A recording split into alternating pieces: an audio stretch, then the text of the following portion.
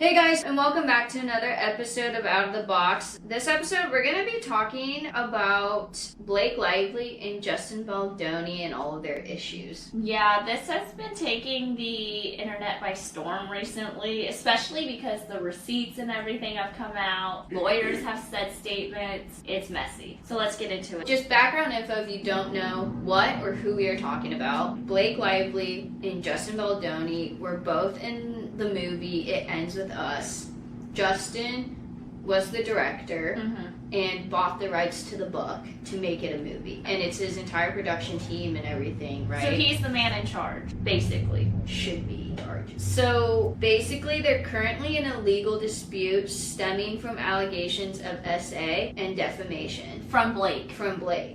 Because Blake is accusing Justin of SA, which sounds really weird because it goes against Justin's entire, persona or character and what he stands for. Justin is huge on standing up for those who are in abusive relationships. Yeah. And he usually caters his projects around that. So for this to come out, it surprised everyone. But at the same time, everyone's like, I don't believe Blake. Which sounds really bad. In my opinion, Blake's a mean girl. And if She's always been the mean girl, too. Yeah, and if she doesn't get what she wants, she will do anything to get it. But also, I've been hearing from the internet and just watching videos how she's always the mean girl. She always has issues with her co-stars, and they always come out with issues after filming with her, and no one has ever made a complaint about Justin. Yeah, that's the one thing that doesn't make sense is that Justin has been in a lot of movies, a lot of TV series, and his co-stars never once had a bad thing to say about him or the way he works. So when this came out, everyone's, what do you mean? Yes, there's a side where we should always believe the woman. Yeah.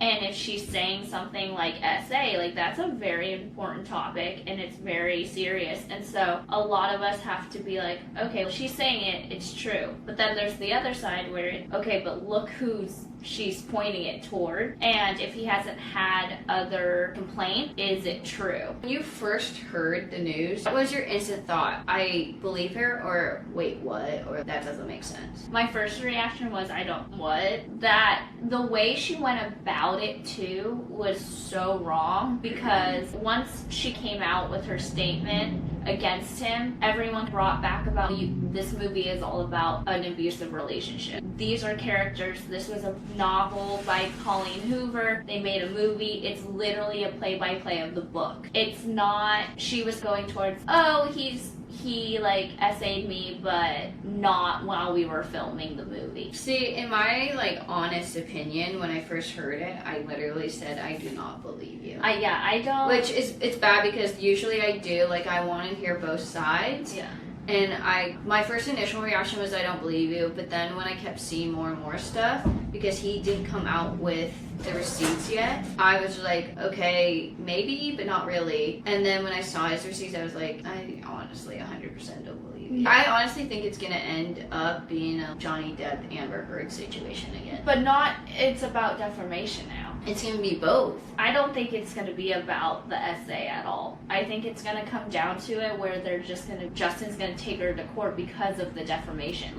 He lost his agency or his management, whoever is taking care of him technically. He lost that because of this. And then he lost an award. For speaking about domestic abuse or something that he did. And he won an award, and they took it from him after the allegations. Yeah, so he's getting dragged through the mud, and then so he's going to go after her for defamation. It's not going to be about SA. Basically, she's alleged that Justin has engaged in inappropriate behavior like unwanted kissing, unsolicited physical advance, and then basically telling people that he orchestrated his team to make her look bad after putting out these allegations. But what's funny is that she's accusing him of this, but he hasn't said one word until he had the receipts and an attorney, and then suing, not her, but suing the New York Times. Oh no, this situation is just messy in general. Don't want to take sides on it because it just seems like it's going to be a huge publicity stunt type of thing, and then it's gonna disappear. Like,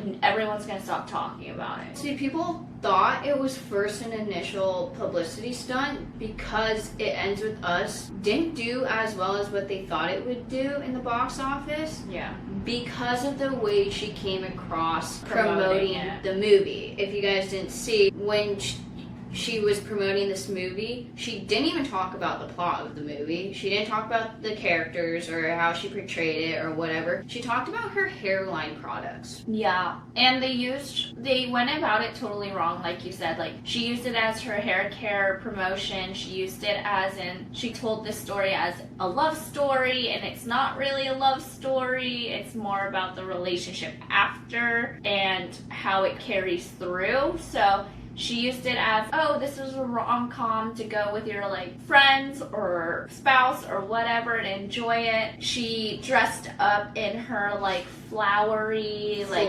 floral outfits because, you know, the character she plays is a florist. So she was going to be all vibrant colored and very, like, upbeat when this movie is not upbeat. It's about an abusive relationship. So people got that as in, girl, what are you doing? Why are we, like, setting a whole different story when it's really not about that? She just took advantage of promotion and used it for herself. What's also weird and what fans caught on to, though, usually you promote the movie with your co-star, the other main co-star, right? Yeah. Justin played a main character, but he was nowhere to be seen in any promotions with her, or even the entire cast, actually. Yeah. So that's why it threw everyone off. He did do promotions and he did really well with them, but it was by himself. So everyone was like, what are you doing? Like, why is it just you, but your entire other cast is with Blake?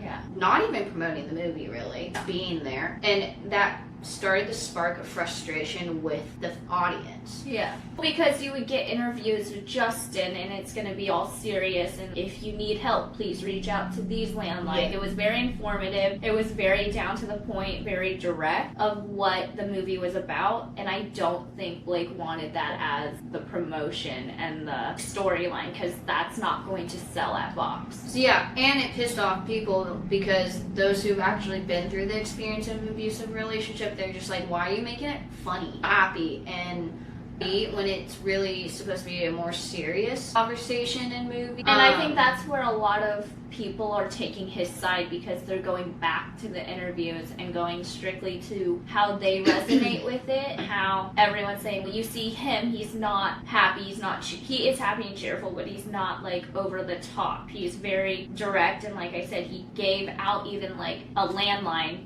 for help. Also, apparently, there's two very different movies. One, all of his ideas, the directing part, everything's on him and his production team. And then we found out later that Blake took control of the entire movie. And she basically had the last say. I don't get how, if he paid for, like you said, he paid for the script, he paid for the production team, he's in charge of the entire directing movie. Like, how is she coming in as a main star and taking the whole movie? See, that's where people are confused, but also they realize that she pulled in Colleen Hoover, who's the author of the book. Yeah. And they became best friends. They, like, bullied him out of his position, yeah, essentially. I don't get that. And I think more and more info will come out when the trial actually starts and stuff. Imagining paying for the rights of the book. Yeah. Spending, like, I think it was 5 years on it, and making it your own and spending so much time on it. And then he didn't even hire Blake. Yeah.